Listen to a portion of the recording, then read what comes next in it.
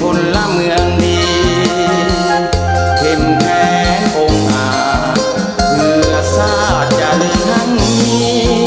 สมเกียรติราชสตรีของศาลาวิลาสนยิ่งหลากสามดีห้ำเฮียนศึกษาสุ่มทุกปัญญาพัฒนา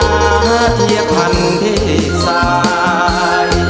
เฮือนสามน้ำสี่ประเพณีบอกให้จางหาย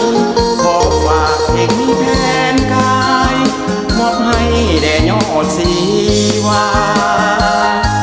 ให้การนำพาพัฒภาษาปฏิวัติลาวห่วงสนหันหาวเดินตามเส้นทางสองสายมาที่สามสางเป็นแนวทางสว่างสวัยมีอ้ายมีน้องห่วงใจเราไปสู่ความวัฒนายิ่งเหล่าสามดีถนอมท้องตัวหากลูกหักผัว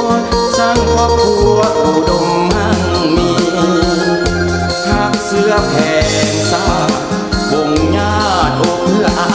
ลีสุขใดใสในโลกนี้จะเท่ากับมีฮักเดียวใจดี